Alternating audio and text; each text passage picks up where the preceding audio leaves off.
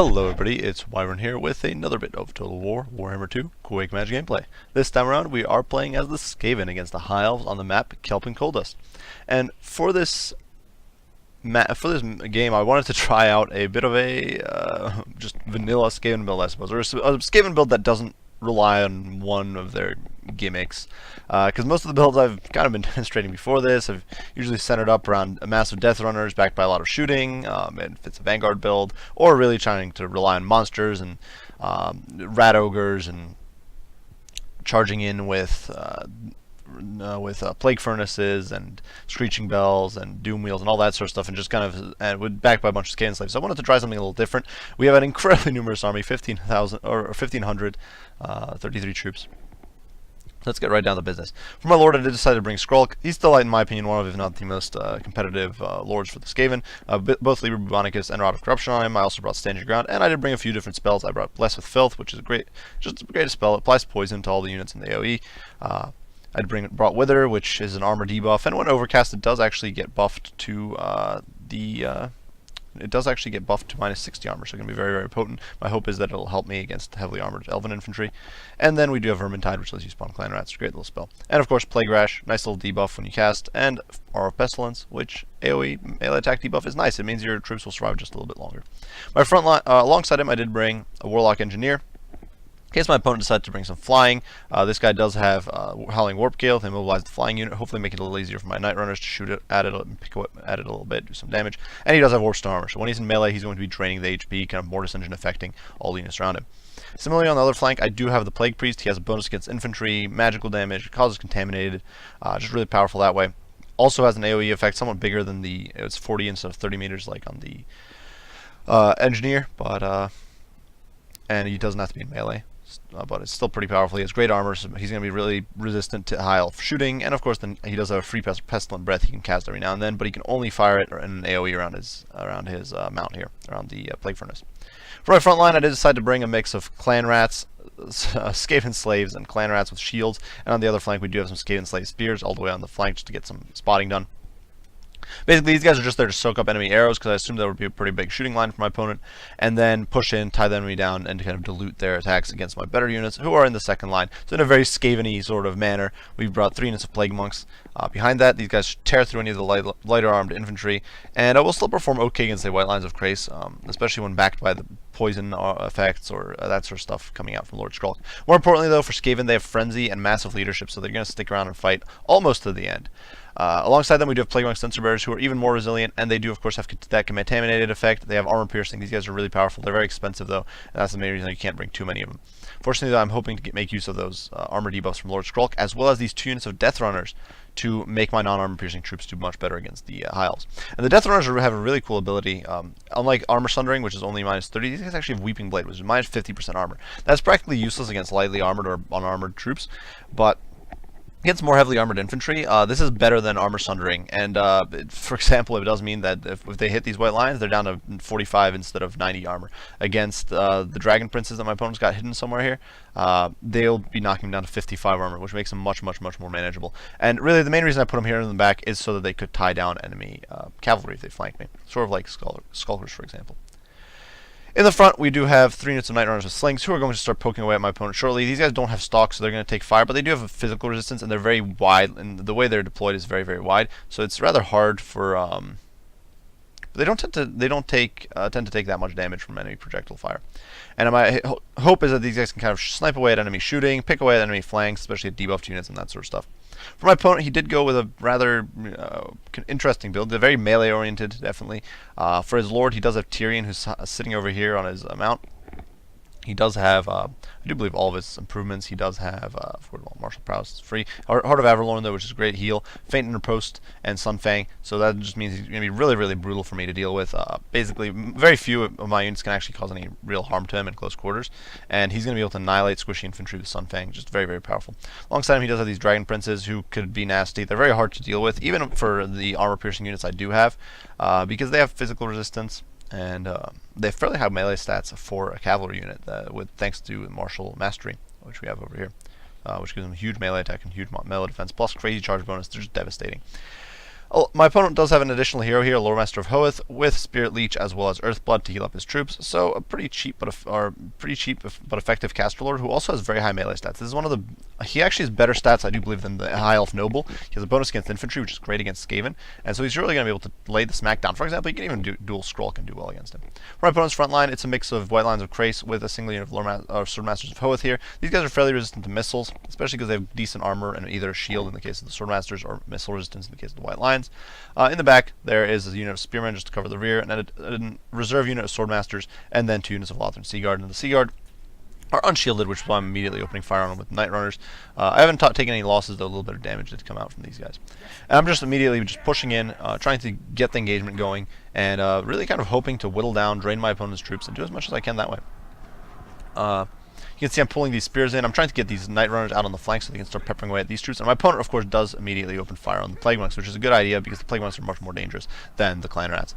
So I'm pushing in with the Plague Monks, just trying to throw them into the fray, get on top of the Lore Master, get on top of these White Lions, just start breaking them apart. You can see the Plague Priest is already doing quite a bit of damage. Unfortunately, that was a bit of a badly casted spell. But it was the free one from the Plague Furnace. It can sometimes be a little hard to line up your Pestilent Breath. Over here we are trying, these guys unfortunately are auto-firing the Spearmen, and you can see Tyrion does get into the backline against Death Runners, which is not really an ideal situation for him. Obviously he can do decent amounts of damage to Death Runners, but they can also strip him down pretty quickly as well, in spite of his decent armor. Over here the Dragon Princes do get a rear charge and are completely buckling my poor Plague Monks, in spite of their Blessed with Filth and Stand Your Ground going on. But I'm getting my Death Runners into the fray, and the Death Runners should be able to definitely lay the smackdown on these guys. Over on the other flank, you can see with the Mortis Engine effect, the White Lines are getting drained rather quickly, and they are starting to lose to this pressure over here. In the meantime, the Dragon Princes are kind of fleeing. They're pressuring my Death Runners, who had some trouble with Tyrion, but you can see that my Night Runners are actually sniping away at these Lothran Seaguard pretty effectively, and I've dropped my Skaven Slave Spears to start chasing after these Spearmen. They're not going to do great against them, but they can just kind of bog them down, hopefully, while the Night Runners do most of the work against these Lothran Seaguard. Death Runners are still trying to kind of pursue these guys. You can see some of my Clan Rats are retreating here and there. But the Death Runners are doing a decent amount of work. And you can see my opponent's front line is buckling. The Lore Master, who I did hit with the Lear Rubonicus, got drained an immense amount, and he's still getting drained because he's in the AoE from the Plague Priest, and he's probably getting hit by some infantry, though at this point it's kind of being bogged down. You can see these Swordmasters doing pretty well, but I do get my Clan Rats up on top of these Lothran Seaguard just to tie him down. And while Skrulk isn't great, and he's not the greatest of melee lords, he's doing a decent amount of damage against these Swordmasters. They're constantly being drained by the AoE from the Plague Priest, and once they are out, because I have so many troops, I'm going to be able to pursue all these units off the field, with the exception of the Dragon Princes. Over here, the Warlock Engineer is trying to hold the line. The Dragon Princes definitely help buckle this line. At the same time, though, the Death Runners are in there in the mix, and they will start tearing through these guys very well, easily. They'll tear through White Lines of Krace. They'll tear through Dragon Princes as long as they can keep hitting them. And you can see the Dragon Princes are being drained and slowly but surely dying, and they have lost their martial mastery now. On this flank over here, you can see the Swordmasters of Hoeth are getting collapsed upon by a whole bunch of Clan Rats and dying. Over here, the Night Runners are whittling away these Lothran Seaguard. And the Plague Priest is still around at 1600 HP with decent amounts of HP. Unfortunately, you can see the Sunfang does go down and completely incinerates a whole lot of rats. So a very painful situation. You can see Lord Skrulk is being pressured, getting hit by Spirit Leech by the recovered Lore Master. And Tyrion is chasing him, trying to kill him down. Poor Skrulk, of course, he doesn't have heals. Skaven don't have access to that sort of stuff, so I'm just trying to keep him alive and escape. At the same time, the Dragon Princes here are being kind of whittled down by the AoE Mortis Engine effect, but I stick the Mortis Engine on the Lore Master because I'm trying to get rid of him, get him off the field, so that Skrulk can stay alive and is no longer threatened by this, and so that my opponent can't get any more heals. So Lore Master's broken and is getting drained, so he's probably going to die. You can see some of the Night Runners did get routed off, but they've recovered and are peppering away at my opponent's troops. So, and I'm going to stick my Plague Priest onto these Lothran Seaguard, just trying to break him. Some are shooting at my Night Runners. Over here, Lord Skrulk, who does have decent melee defense, is kind of sitting around trying to escape Tyrion, who really doesn't like him. One of the good things is that when Tyrion's on a horse, he tends to knock Skrulk around, which is good because to me Skrulk doesn't tend to take much damage. I do get another spawn of Clan Rats, just trying to tie my opponent down here, block Tyrion from attacking Skrulk. And peppering down these Dragon Princes slowly over time. You can see they've been hit by that debuff. They're down to 55 armor, which means that even the low armor piercing, it's only, I do believe, like 10 and 1 damage on the Night Runners with slings and their missile damage. It's actually 9 and 1. They don't do a lot of damage, but it stacks up, and with such a huge armor debuff, these guys are very susceptible. You see another unit of Death Runners coming in, just trying to swamp Tyrion at this point. Even as my Plague Priest does mop up back there. Over here you can see I've kind of routed these troops off, and I'm able to start bringing my troops back into the fray. These Death Runners, these Skaven Slaves, and obviously it's a lot of it is crappy chaff infantry, but they can still do some work. You can see the Dragon Princes, in spite of having 100 kills, it's not really enough to put a dent in them, and just dying. They've been getting picked off by the Night Runners, and now it's really just Tyrion and a handful of spearmen over here. In the back, the Plague Priest is still kind of rampaging around, disrupting these Lothern Seaguard, hitting them with casts of Pestilent Breath, and just chasing them off, and that is going to be game. So, that game was in many ways just a numbers game. As you can see, when you look at the losses, we both had a relatively similar amount of losses until the end, when my opponent's army just started routing relative to how much we started with. I lost about 2/3 of my army. My opponent lost about 2/3 of his army. I think a lot of the additional kills were simply from units being chased off the field. So in many ways, it was just a numbers game. I was able to kind of... One of the things people underestimate a bit, I think, is just how much of an effect Vigor can have on a battle. Oftentimes, it's hard to notice the small differences between the individual or the different stages of Vigor. It's a little hard to just recognize that difference between them. But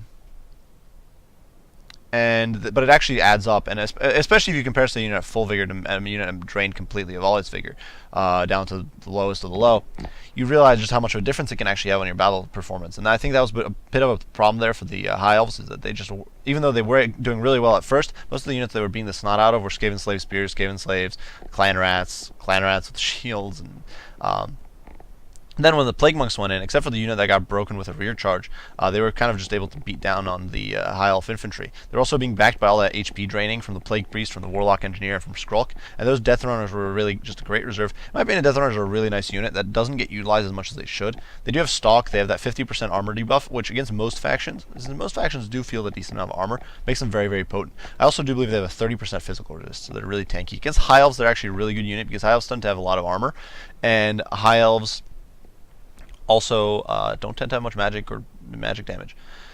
The Plague Monk Censer Bears actually had a pretty disastrous time. I was a little surprised by how badly they did, and I think it might have just been the situation they got thrown into. I think they and these Plague Monks got buckled by the Dragon Princes. So the Night Runners do great. I think Night Runners are just a nice unit to use. They're dirt cheap for what they do. I personally prefer the Slings. I know a lot of players prefer the Shurikens or the Shuriken or whatever the... I think they have the Shuriken, the Throwing Stars, the other Night Runners. But I don't like the short range on that, and I also don't like the low ammo count. So I much prefer Night Runner, because the damage on the normal Night Runners is not that high per projectile. It's just that their DPS is higher, but or their damage per 10 seconds is higher. But they run out of ammo much quicker. So I generally prefer Night Runners and Slings. I feel like I can get more out of them. And I definitely felt like they contributed a lot in this game. It was just kind of a atrocious, grinding battle for me. Whereas my opponent's troops all performed incredibly well. You can see the Spearmen racked up 140 kills. Obviously, a lot of that was against Skaven Slaves, some of it against Night Runners, but it does kind of show just how crazy the stats were here for the kill count were for a lot of these units. I think Lothern Seaguard, like vanilla Lothern Seaguard, is not the best of choices, though. I think that was the one poor choice in my opponent's roster, because Skaven do tend to bring some shooting of their own, and Unshielded Lothern Seaguard is rather expensive for a unit that's easily shut down by Clan Rat spawns or gets shot down like it did here by Night Runners. In my opinion, if you're going for a shooting unit against Skaven, you're better off bringing either just normal archers or maybe light armor archers and being cheap like that, or doing the whole hog and taking Lothern Seaguard with shields. Because the shielded variant is rather tanky, it could definitely have absorbed a lot of my Night Runners' fire. That initial volley I got off from the 3 units of Night Runners would have done nowhere near as much damage as it did. So that's just one of those things I think is good to keep in mind with Lothern Seaguard. Otherwise, great game to my opponent, great game to Indianapolis Jones. I do hope you guys enjoyed the video. I had a lot of fun. It was fun trying out a Skaven build that does not center around monsters or cheesing in one way or another. So it was a lot of fun. I do hope you guys enjoyed the video. If you did, be sure to leave a like and subscribe down below so you can keep up for the additional content. If you have any comments, criticism, any questions about the game or anything like that, or about my composition, stuff like that, be sure to post those down in the comments, and I will respond as soon as I can. As usual, guys, I do appreciate you all for watching, and I will see you all in the next one. Wyvern out.